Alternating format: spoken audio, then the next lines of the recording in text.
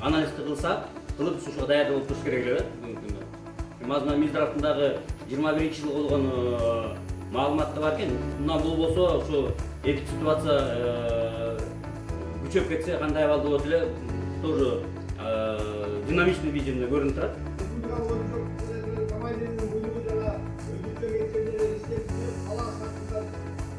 Мэром городов Бишкек-Ош, начальником гражданской защиты усилить мероприятия по недопущению распространения коронавирусной инфекции на соответствующих территориях, обеспечить готовность сил и средств службы гражданской защиты и принять меры по их всестороннему обеспечению.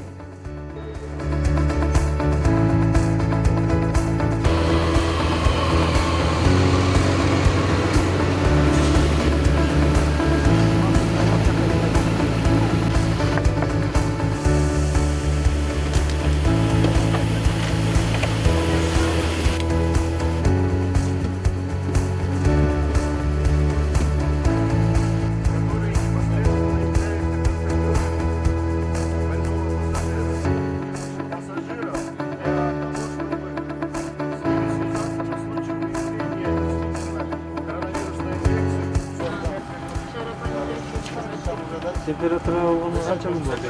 Өтүп кеткен. Азыр болсо тамам ооруп. Биринчи жөтөл башталды, температура башталды. Биринчи жөтөлү башталган кичинеге. Анан 2-3 күн мурун бир жолу температура болгон 38 градус болгондо чынеге. Сиз ушул ооруңузду кайсы жактан жуктуруп алдым дейсиз? Эмне менен байланыштырасыз ушул ооруп калганыңызды?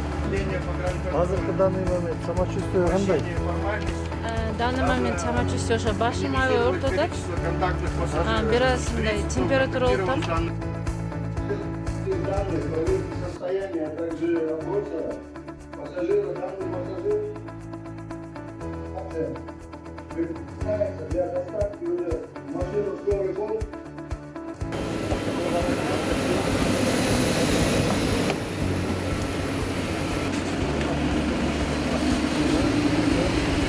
Отправляет на машину скорой помощи. Жакшы, близкий контактный анализ тапшырат. В течение 7 суток находится под домашним наблюдением. Второй. Калган прохождение процедуры через СКП. Пассажир уже прошел необходимые процедуры. И после этого пассажир уже непосредственно является. Сегодняшнее учение проводилось в рамках штабного учения Министерства чрезвычайных ситуаций. Присутствовали при этом около 50 человек с различных служб. Мы получили информацию Центра оперативного управления о том, что на самолете, на воздушном судне находится пассажир с подозрением на инфекционное заболевание. Мы получили разрешение с руководства задействовать оперативный план. Наши сотрудники санитарно-карантинной службы подготовились в работе на эпидемиологическом очаге, одели защитные костюмы и совместно с врачом медсанчасти аэропорта Манас, сотрудники СКП, поднимались на борт самолета.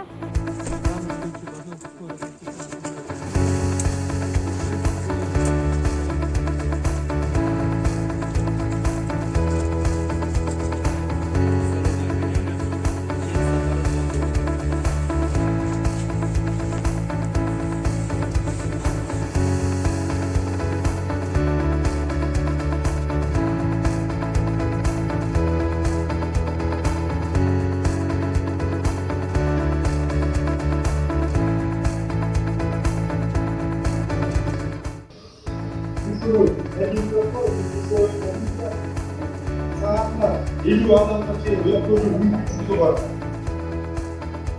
Bu yerde hava aşkanası, bu hava aşkanası, hava aşkanası, станцияларды қабат düşürü, қаражаттары жоқ düşürер, çirkeme, hava кухнясын жардаммен қабат düşürür.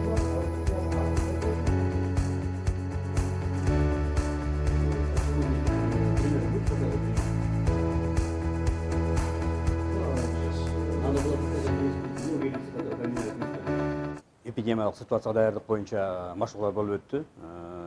Бул жерде ушу бардык мекемелер жана министрликтер, мекемелер жана ошондой эле жергиликтүү бийликтердин катышуусунда болуп өттү.